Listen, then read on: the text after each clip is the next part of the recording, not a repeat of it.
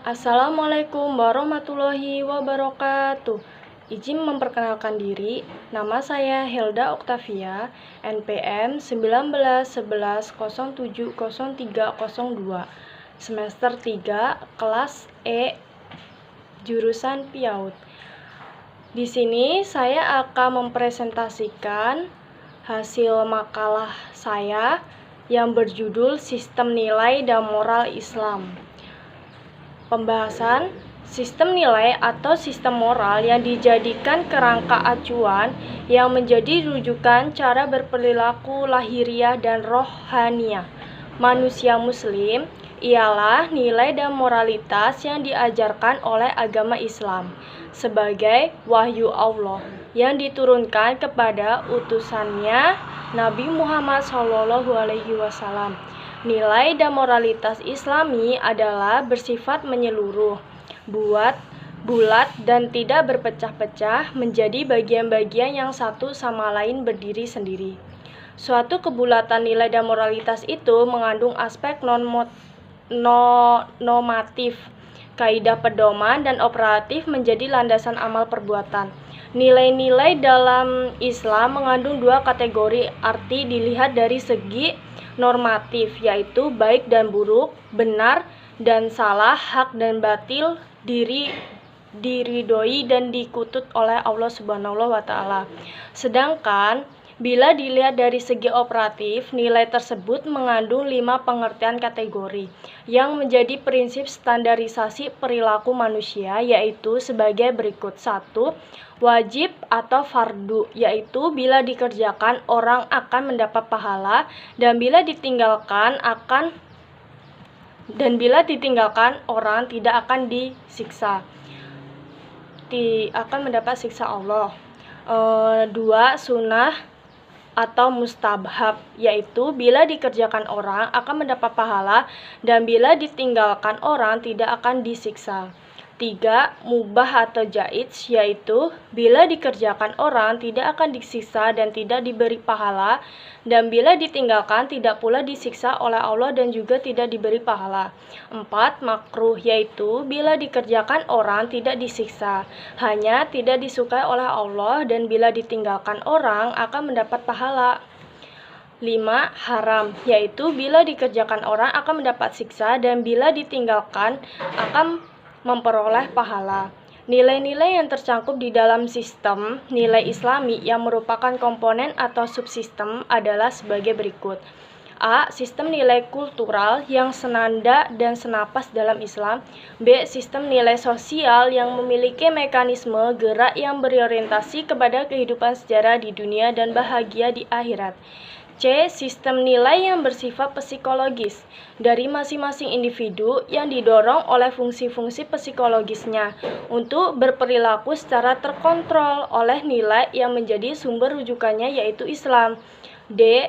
Sistem nilai tingkah laku dari makhluk manusia yang mengandung interrelasi atau interkomunikasi dengan yang lainnya. Pengertian pola moral, suatu pola yang menentukan tingkah laku yang diinginkan bagi suatu bagian, unit, atau kelompok inti beraspek khusus dan yang membedakan dari tugas-tugas kelompok lainnya. Norma bersifat interaktif, ia mengatur berbagai macam proses yang membantu mengimplementasikan komitmen terhadap nilai yang terpolakan. Dengan demikian, sistem nilai Islami yang hendak dibentuk dalam pribadi anak didik dalam wujud keseluruhannya dapat diklasifikasikan ke dalam norma-norma. Misalnya, norma hukum syariah Islam, norma akhlak, dan sebagainya. Norma tersebut diperlukan untuk memperjelas pedoman operatif dalam proses kependidikan. Oleh karena itu, pendidikan Islam bertujuan pokok pada pembinaan akhlak mulia. Maka, sistem moral Islami yang ditumbuhkan dalam proses kependidikan adalah norma yang berorientasi kepada nilai-nilai Islam. Sistem moral Islami itu menurut Syed Abdul Alaq Al-Mududi adalah memiliki ciri-ciri yang sempurna berbeda dengan norma moral non-Islam. Ciri-cirinya: 1. Keridhaan Allah merupakan tujuan hidup manusia, dan keridhaan Allah ini menjadi sumber standar menjadi standar moral yang tinggi dan menjadi jalan bagi evaluasi moral kemanusiaan. 2. Semua lingkup kehidupan manusia senantiasa ditegakkan di atas moral Islami, sehingga moralitas Islami berkuasa penuh atas semua urusan kehidupan manusia. Sedang bahwa nafsu dan vested interest picit tidak diberi kesempatan menguasai kehidupan manusia. 3. Islam menuntut manusia agar melaksanakan sistem kehidupannya didasarkan pada norma-norma kebajikan dan jauh dari kejahatan. Pendapat di atas didasarkan pada firman Allah sebagai berikut, yang artinya, orang-orang yang jika kami teguhkan kedudukan mereka di muka bumi, niscaya mereka mendirikan sembahyang, menunaikan zakat, menyuruh berbuat ma'ruf dan mencegah dari perbuatan yang mungkar. Dan kepada Allah lah kembali segala urusan. Quran Surah Al-Hajj ayat 41. Setelah moral Islam dengan demikian berpusat pada sikap mencari ridho Allah, pengendalian nafsu negatif, dan kemampuan berbuat kebajikan serta menjauhi perbuatan jahat. Menurut Syed Qutb, seorang cendekiawan dan ulama Mesir yang terkenal berpendidikan keras dalam memegang kaidah-kaidah syariah, ia dihukum mati oleh lawan politiknya, Presiden Gamal Abdul Nasser. Berpendapat bahwa sistem moral Islami itu didasarkan pada pandangan Islam yang memandang dosa dan perbuatan keji merupakan belenggu yang menghukum jiwa manusia, menjatuhkan dan menyerahkan berdasarkan yang paling dalam. Ia memandang pelepasan diri dari ikutan nafsu rendah sebagai pembebasan yang sejati. Menurut pendapatnya bahwa moralitas Islami itu tidak hanya terdiri dari kumpulan belenggu dan larangan-larangan. Ia pada hakikatnya adalah suatu kesatuan konstruktif dan positif, merupakan suatu kekuatan pendorong bagi perkembangan yang berkeseimbangan, dan bagi kesadaran pribadi di dalam proses perkembangan tersebut. Nilai-nilai yang relatif. Menurut teori kependidikan yang berdasarkan pandangan psikologis, mekanisme sejak John Locke adalah dalam abad ke-17 sampai aliran behaviorisme dari J. B. Watson abad ke-20, terdapat pandangan bahwa manusia dalam batas-batas kemampuan fisiknya dapat dibentuk melalui cita-cita yang tak terbatas. John Locke menentang pendapat bahwa secara tabiin dalam jiwa manusia terbentuk dasar-dasar moralitas yang terbawa sejak kelahirannya. Ia berpendapat bahwa jiwa itu bagaikan meja lilin yang bersih dari goresan. Pengalamannya lah yang membentuk pola ukirannya. Untuk bukti, John Locke menyaring pengaruh kebiasaan terhadap jiwa anak, baik menurut antropologi maupun menurut pandangan atau teori dari ahli filsafat. Paham behaviorisme juga berbuat sama. Misalnya Pavlov, ahli psikologi Rusia, pernah melakukan eksperimen pada seekor anjing yang diconditionir dalam laboratorium untuk mengeluarkan air liurnya pada saat bel dibunyikan sebagai ganti dari makanan yang diberikan atau dengan memberi cahaya lampu. Pada saat yang lain, demikian juga manusia dapat diconditioning seperti anjing sejak lahir dengan memberikan rangsangan sampai ia mencapai bentuk yang direncanakan.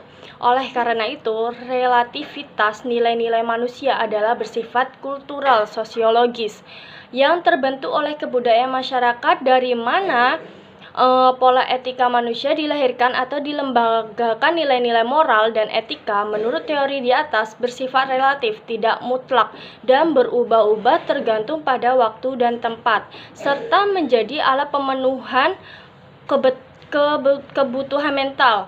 Budaya manusia itu sendiri terdapat nilai realitas itu kita tidak perlu melakukan penilaian karena sifat indeterminatifnya yang intrinsik tak dapat dipastikan. Nilai-nilai demikian sulit untuk dijadikan pedoman normatif dalam pendidikan, apalagi untuk dijabarkan ke dalam tujuan pendidikan di mana idealitas nilai-nilai itu menjadi inti tujuan. paham neutralisme, Prastus, dan idealisme. Sistem nilai yang bersumber pada paham neutralisme berorientasi kepada natural centris, berpusat pada alam, kepada tubuh jasmania, kepada panca indera, karena hal-hal yang bersifat aktual atau nyata, kepada kekuatan, kepada kemampuan mempertahankan hidup, dan kepada organisme makhluk hidup. Oleh karena itu, neutralisme berpandangan menolak hal-hal yang bersifat spiritual dan moral, sebab kenyataan yang hakiki adalah alam semesta yang bersifat fisik jasmania. Jiwa dalam menurun kualitas menjadi kenyataan yang berunsur materi. Neutralisme dekat dengan pemahaman materialisme yang menafsirkan nilai-nilai moral manusia. Tidak dapat kenyataan di balik kenyataan alam fisik, hingga tak ada alam metafisik. Berbeda dengan neutralisme adalah paham pragmatisme yang lebih mementingkan orientasinya kepada pandangan antroposentris, berpusat kepada manusia.